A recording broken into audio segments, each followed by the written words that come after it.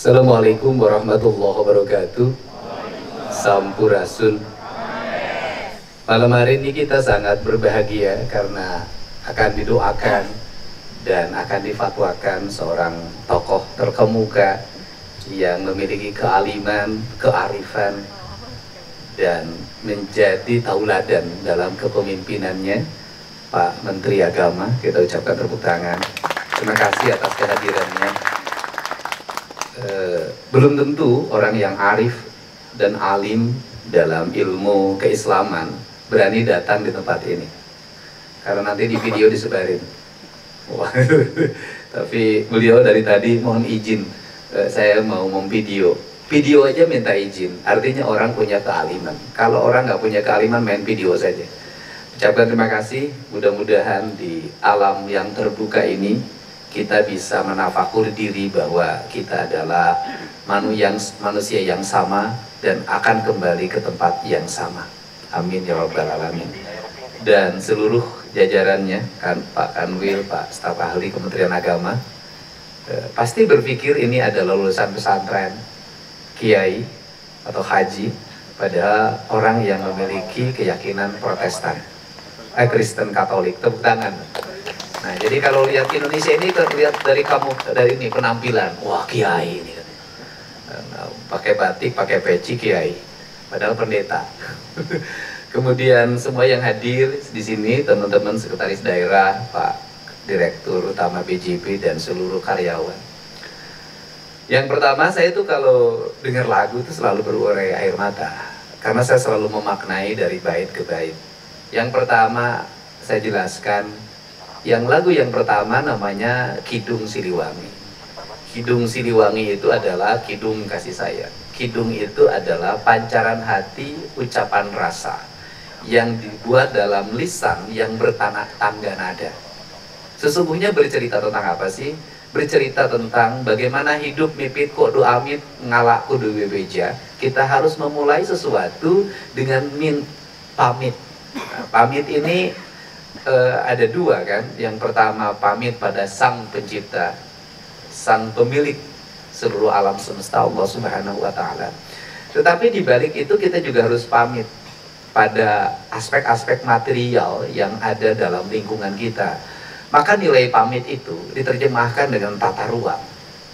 Nilai pamit itu diterjemahkan dengan tata bangunan. Nilai pamit itu diterjemahkan dengan izin mendirikan bangunan. Tetapi seluruh kepamitan itu hari ini diterjemahkan menjadi sangat administratif, kemudian sangat teknis, dan dibuat rekayasa untuk menjadi teknis. Yang pada akhirnya kepamitan itu melahirkan kerusakan yang luar biasa. Kita bisa melihat hari ini bagaimana sepadan sungai digunakan bangunan-bangunan, dan di bangunan sepadan sungai adalah bersertifikat dan ber-IMB. Padahal yang mengeluarkan sertifikat tahu ilmu ukur, tahu ilmu riwayat tanah, yang mengeluarkan IMB juga tahu aturan membuat IMB. Bagaimana birokrasi itu menjadi buta? Bagaimana birokrasi menjadi dibutakan? Apa sih menurut saya yang membuat birokrasi buta dan dibutakan itu? Problemnya cuma satu, Indonesia birokrasinya kehilangan rasa. Kehilangan rasa, kehilangan cinta. Karena kehilangan rasa, kehilangan cinta, maka normatifnya adalah dalam pikirannya tunjangan jabatan harus meningkat, administrasi harus dilaksanakan, diperiksa BPK harus wajar tanpa pengecualian. Itu saja, dan itu kepuasan. Dan ritme birokrasi semuanya mati di situ. Karena mati di situ, saya melihat birokrasi yang mati rasa. Karena birokrasi yang mati rasa, nyaris birokrasi ini tidak melihat apa yang diinjak dan apa yang dituju. Karena tidak paham apa yang diinjak, apa yang dituju, maka bangsa akan kehilangan arah. Kalau bangsa kehilangan arah, maka akan lepas kendali. Siapa generasi yang lepas? Anak-anak kita. Anak-anak kita adalah sudah menjadi generasi yang lepas, dan itu lost generation. Maka lahirlah generasi hari ini yang saya di barak militerkan. Nah, sesungguhnya mereka hasil karya siapa? Hasil karya kita semua yang menata pendidikan tidak berdasarkan rasa, menata birokrasi tidak berdasarkan rasa, membuat bangunan sekolah tidak berdasarkan rasa, membuat jalan tidak berdasarkan rasa, membuat trotoar tidak berdasarkan rasa, semuanya tidak berdasarkan rasa. Akhirnya lahirlah penghuni jagat Indonesia, manusia yang tanpa rasa dan perasaan. Dan ini adalah lonceng kematian. Karena lonceng kematian, saya selalu ingin membuat pendekatan, tidak pernah apel, tidak pernah apapun. Saya ajak dalam setiap waktu untuk masuk ke ruang terbuka, kita baca puisi, kita dengerin lagu, kita dengerin air, agar kita hidup kembali. Agar kita hidup kembali. Mari kita hidupkan sesuatu yang telah mati saat ini, agar kematian ini itu berubah menjadi kehidupan. Dan kita termasuk orang-orang yang dibangkitkan. Kalau kata pakai dibangkitkannya nanti di alam mahsyar. Sebelum dibangkitkan di alam mahsyar, kita bangkit hari ini dulu deh, gitu kan. Kita bangkit, saya minta ruh-ruh yang ada di Gedung Sate, ruh yang ada di Gedung Pakuan, ruh yang ada di seluruh kantor dinas, di seluruh Jawa Barat, di kantor-kantor KUA, di kantor-kantor Kementerian Agama, di madrasah, di sanawiyah, di aliyah, semudah-mudahan menjadi ruh yang hidup, bukan ruh yang mati. Mudah-mudahan ini harapan saya. Nah, kemudian kedua, dan kemudian sebenarnya Kidung Siliwangi itu bercerita tentang filsafat, tentang teologi. Teologinya apa? Orang Barat itu materialisme, hidup itu mengeksploitasi, membahagiakan kita, menaklukkan. Nah, orang Timur hidup itu tidak ada eksploitasi, tidak ada koloni, yang ada adalah simbiosis mutualisme yang disebut dengan Siliwangi, Silih Asa, Silih Asi, Silih Asuh, Silih Pikanya. Kalau bahasa Pak Direktur Bank Jabar, nu jauh orang dekekeun, geus deukeut urang layetkeun, geus layet urang paheutkeun, geus paheut silih wangikeun. Artinya apa? Sesuatu yang jauh itu dibuat menjadi dekat, setelah dekat kemudian dipaheutkan. Paheutkan itu artinya dibuat janji, kemudian disatukan, disenyawakan, disarundeuk saigel sabobot sapihanean. Ada 3 kalimat, ada yang direndeukeun, ada yang digerakkan, ada yang menggerakkan, dan ada gerakan. Ada yang digerakkan adalah artinya, ada yang digerakkan, kita adalah yang digerakkan, yang menggerakkannya kemudian Allah, kemudian ada gerakan. Gerakannya adalah persenyawaan yang disebut dengan manunggaling kaula Gusti, kalau kata saya Sunan Kalijaga, yaitu ketika bersenyawa antara yang digerakkan dengan yang menggerakkan, sudah tidak ada pengakuan, hirup ukur sasampuran, awak ukur sasampayan, sariring-riring belumadi sarengkak saparipolah. Itu dalam kaidah Sunda yang diwariskan oleh Kanjeng Prabu. Kata Pak Kiai nanti disampaikan, la haula wala quwata illa billah. Prinsip-prinsip dasar itu sebenarnya itu melahirkan keterpaduan. Sehingga ketika orang bertanya pada saya misalnya, kenapa Kang Deddy tanpa konsep, kenapa Kang Deddy tanpa penasehat, kenapa Kang Deddy apapun, saya sudah pasrah pada apapun. Saya sudah pasrah, sudahlah, pikiran ini saya sampaikan, mau diterima atau enggak, langkah ini akan saya lakukan, mau dibenci atau tidak, bagi saya tidak penting. Yang penting saya melakukan sesuatu yang bisa bermanfaat bagi orang banyak. Titik itu aja. Kesananya saya mau apa, mau di apa, terserah saja lah hidup ini, karena harus ada yang berbuat. Kalau hidup selalu berhitung, yang tukang hitung tukang dagang, saya bukan tukang dagang. Ya, kalau hidup selalu berhitung, itu saya bukan tukang dagang. Nah, ini yang pertama. Nah, sehingga Siliwangi itu sebenarnya itu kaidahnya orang Sunda dalam bertuhan, itu dia hanya 2 hal, Rahman dan Rahim. Orang Sunda hanya itu aja. Dalam bertuhannya orang Sunda itu hanya Rahman dan Rahimnya aja. Jadi di Allah teh cenah urang mah ujang geus neangan Rahman Rahim. Kalau kata nenek saya bukan Rahman Rahim, Bismillah ni Rahman ni Rahim. Nenek saya. Jadi hanya itu saja, jadi Allah nggak nyari yang lain. Orang Sunda itu hanya nyari Rahman dan Rahimnya saja, tidak terlalu nyari yang terlalu banyak. Itu orang Sunda, tidak ngejelimet, udah Rahman Rahim ati Gusti mah geus cukup eta. Makanya orang Sunda mah cukup Bismillah aja untuk ngobatin apapun. Nah, itu yang kedua. Nah, yang kedua itu agak saya peluk anak saya nangis. Kenapa? Karena lagu itu sangat pengalaman spirit. Pengalaman itu namanya Wahyu Kolosebo. Wahyu Kolosebo itu lagu yang menemani saya saat kalah di Pilgub Jawa Barat 6 tahun yang lalu. Kemudian saya menghadapi tajuk gede, yang itu areal prostitusi di Purwakarta, namanya Cilodong, yang tempat orang prostitusi. Kemudian saya rubah menjadi tajuk yang prostitutifnya saya geser, saya tanamin pohon, saya kembalikan ke Indramayu, ke Cianjur, kemana-mana. Saya biayain muncikarinya sampai lulus anaknya tamat SMA. Kemudian saya biayain PSK itu untuk pulang kampungnya saya bekelin. Dan itu adalah orang yang saya membubarkan tempat itu dengan bangunan yang begitu banyak sendiri tanpa ditemani siapapun. Dan saya ngomong dari hati ke hati. Setelah itu saya bangun tajuk gede Cilodong. Tajuknya hampir nggak selesai. Serangan waktu itu, serangan politik ke saya sangat luar biasa walaupun sudah berkala pilkada. Dan saya tanpa uang 1 rupiah pun saya katakan tajuk ini harus selesai, akan saya selesaikan. Dan waktu itu nih yang lagi usia kandungan 7 bulan, kemudian saya tiap malam tidur di Tajuk itu tidak ditemani oleh siapapun, menanami pohon, menanami bunga, kemudian membersihkan areal ilalang untuk dibangun, dan sekarang udah sangat baik. Selesai sambil mendengarkan lagu Wahyu Koloseto. Jadi itu spiritual banget buat saya. Makanya saya peluk anak saya, karena kamu itu dulu ketika hamil, ayahmu itu membangun Tajuk, kemudian tiap malam saya dengerin Wahyu Koloseto, dan itu menjadi spirit sehingga Tajuk itu selesai tanpa biaya dari pemerintah daerah, dan diselesaikan dengan berbagai bantuan pihak yang waktu itu sangat berempati terhadap langkah yang saya lakukan. Mudah-mudahan seluruh kaidah-kaidah itu menjadi kaidah kita semua, dan saya mengucapkan terima kasih pada seluruh jajaran Dinas Pendidikan Kabupaten Purwakarta, sampai PLT-nya sakit karena mungkin tekanannya terlalu banyak menghadapi anak-anak sekolah yang masuk barak militer, dan hari ini sudah diapresiasi oleh banyak orang. Kemenkopolhukam menyatakan ini harus menjadi best practice, Kemenham menyatakan, Kementerian HAM sudah menyatakan ini harus menjadi percontohan, PPA tadi nelfon, dan hari ini Pak Presiden sudah, kemarin saya diancam-ancam oleh banyak orang karena saya membuat satgas anti premanisme. Hari ini Pak Presiden sudah menyatakan lakukan tindakan-tindakan yang tegas terhadap berbagai kelompok ormas dan preman. Ini alhamdulillah banyak orang yang sangat ragu pada saya waktu itu. Saya selalu menyatakan, yakinlah apa yang dilakukan adalah sebuah kebaikan dan demi masa depan.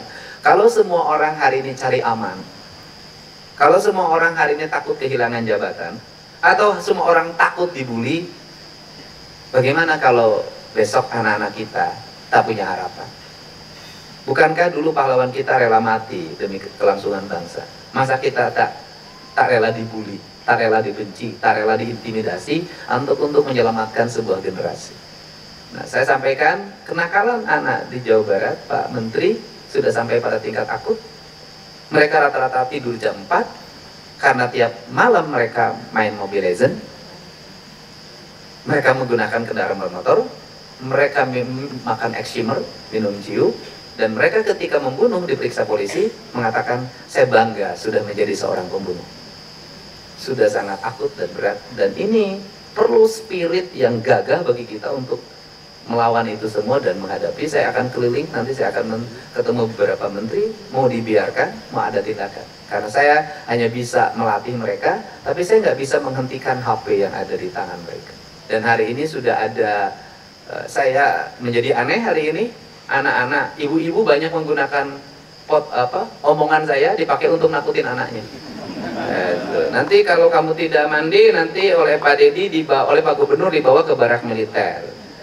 Nanti kamu kalau tidak sekolah dibawa ke barak militer. Terus ternyata itu katanya sangat efektif, sehingga saya harus selalu bikin vlog, hei anak-anak segala macam.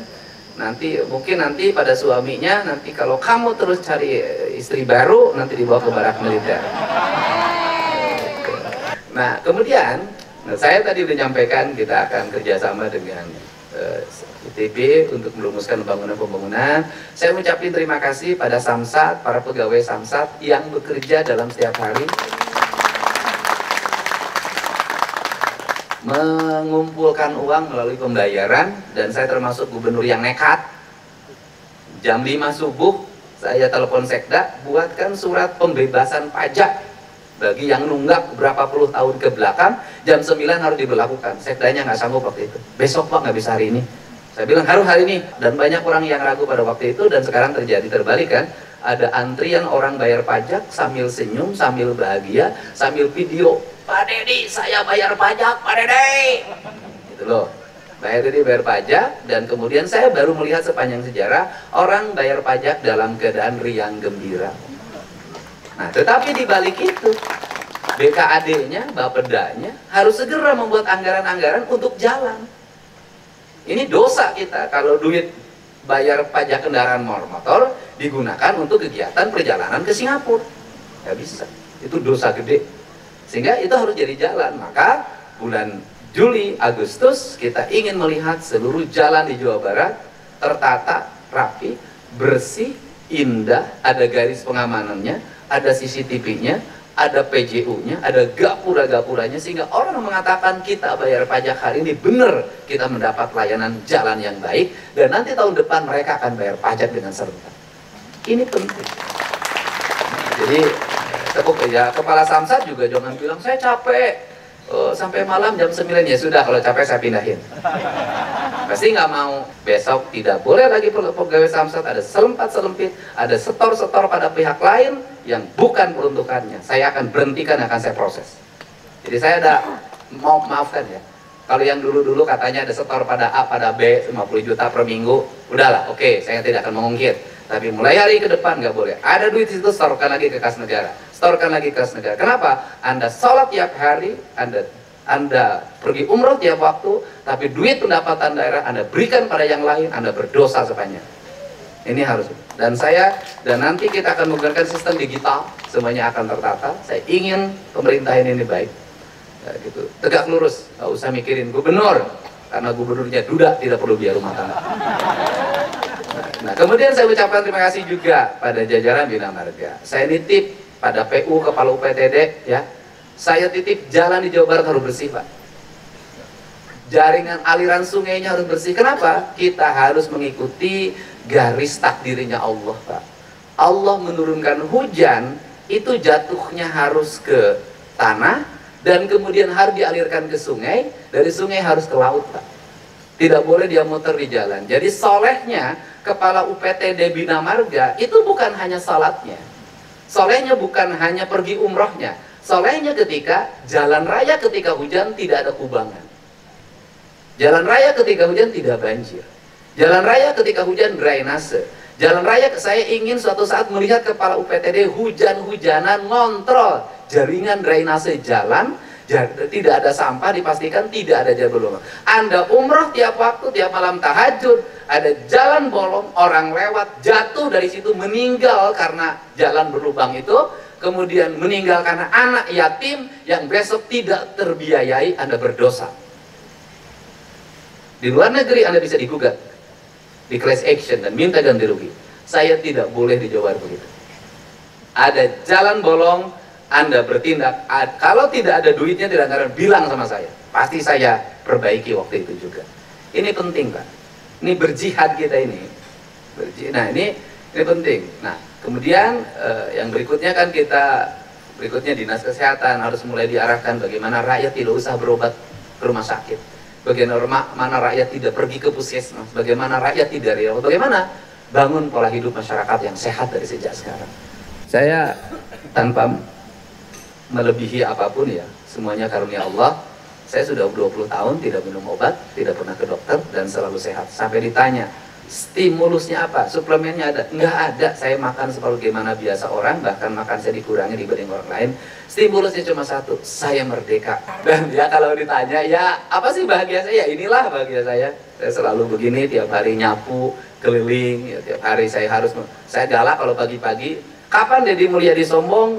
Jam 5 pagi sampai jam 8, itu sombong. Sombongnya bagaimana? Tidak boleh diganggu. Jalan kaki, olahraga sendiri, naik sepeda sendiri, tidak boleh diganggu. Tadi pagi ada yang dimarahin sama saya. Kenapa? Saya tidak boleh. Ini waktu saya. Di luar itu saya sudah milik semua. Milik diri saya sendiri adalah jam 5 sampai jam 8 pagi. Itu milik saya sendiri. Tidak ada milik orang lain. Kenapa? Bagi saya boleh menyayangi orang lain, saya boleh menyayangi rakyat Jawa Barat, tapi saya tidak mungkin bisa menyayangi rakyat Jawa Barat apabila badan saya sakit. Maka saya harus menyayangi diri saya sendiri. Saya harus memanjakan mata saya, memanjakan telinga saya, memanjakan hidung saya, memanjakan keheningan saya. Jadi hiburan saya cuma satu, hening, sudah hiburan saya. Hening, jadi keheningan bagi saya adalah hiburan yang utama. Jadi makanya tempat ini ditata dengan baik. Daripada saya pergi ke Bali bayar, pergi ke puncak bayar, lebih baik di sini saja.